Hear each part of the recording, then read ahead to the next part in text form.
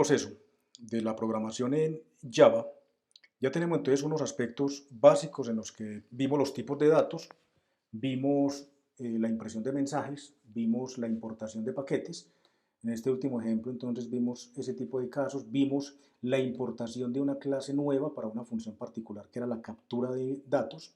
En este caso estamos capturando un tipo texto, un tipo string y un tipo numérico, y además de eso la parte de concatenación.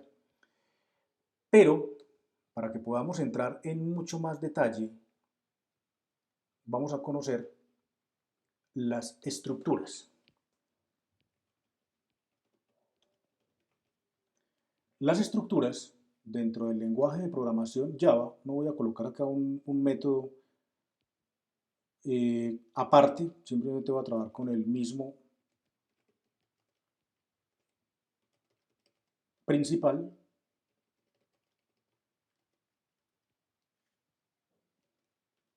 Muy importante,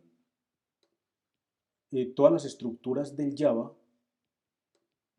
abren llaves, cierran llaves, igual que ustedes lo hicieron en C# o en PHP, y la característica que hay que tener en cuenta o muy presente es que la cantidad de llaves que abren es la misma cantidad de llaves que cierran. ¿Qué vamos a ver acá? Las estructuras, pero lo vamos a ver más a un nivel de repaso, porque ustedes ya conocen esto de lenguajes previos. Entonces simplemente va a ser para que ustedes identifiquen de que los procesos se siguen trabajando de la misma manera que en otros lenguajes. Entonces, vamos a encontrarnos acá.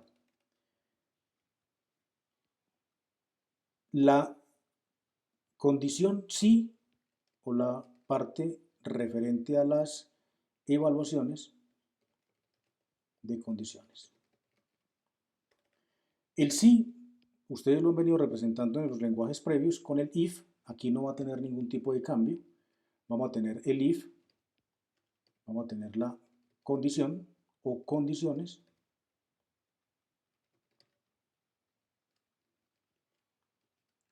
va a tener una apertura, va a tener un else o else if, según el caso.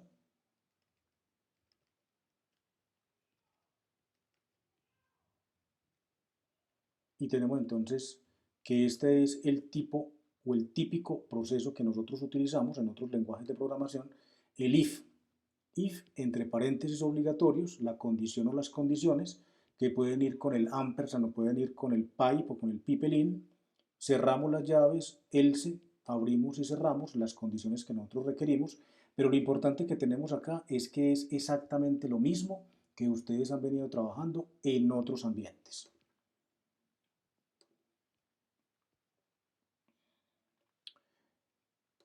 Para el ciclo para va a suceder exactamente lo mismo. Permítanme, yo elimino esto de acá. Para el ciclo para sucede exactamente lo mismo. Utilizamos la instrucción for, se define cuál es el índice, dónde inicia, punto y coma, hasta dónde va, punto y coma, y cuáles son sus incrementos. Que si en un momento determinado ustedes no han visto previamente el i++, el i++ es el igual o equivalente a i más 1, es un contador, aquí simplemente lo abreviamos, y va a tener la finalización de esta manera. Entonces, ciclo para, igual que lo han trabajado ustedes en los últimos lenguajes, las mismas características. Lo que se recomienda en Java es que la definición del índice se haga en la misma línea. Entonces, por eso aparece acá int i, que empieza en 1, i menor o igual que la n, i más más. Para el ciclo mientras, vamos a encontrar entonces igual el while, la condición o condiciones, la apertura de llaves y ya lo que nosotros requerimos colocar dentro de él. Misma historia, exactamente igual el proceso.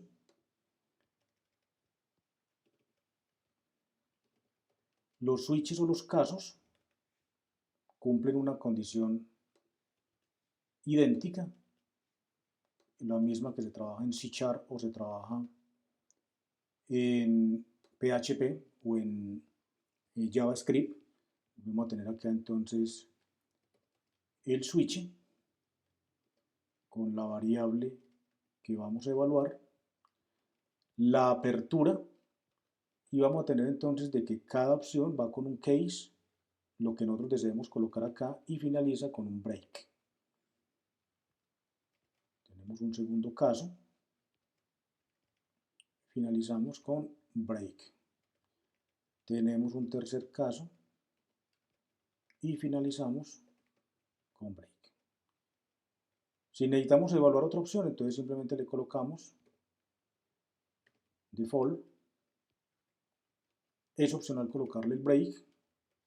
En este caso coloquémosle y ya cerramos la instrucción.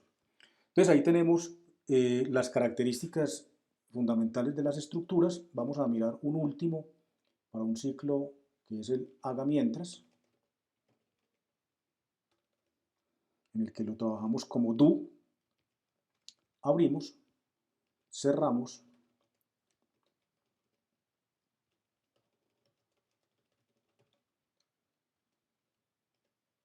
y lo especificamos entonces de esta manera. Tengan en cuenta entonces estas estructuras. Como les decía al principio, no es para entrar en detalle con ellas, con todo el funcionamiento que se puede llegar a presentar, porque es un tema que ustedes ya conocen de vieja data. Lo trabajaron desde la parte de algoritmos y lo empezaron a implementar desde la parte de C# con las mismas características, en PHP con las mismas características, en JavaScript con las mismas características. Entonces no justificaría tener que hacer un ejercicio para cada proceso cuando nosotros ya lo conocemos y lo podemos aplicar perfectamente. Ya con esto terminamos, digamos que una parte teórica introductoria a lo que es el lenguaje, y ya lo que continuaría sería un poco más práctico el proceso, conocer las características de los métodos y de otro tipo de alternativas que nos brinda el sistema.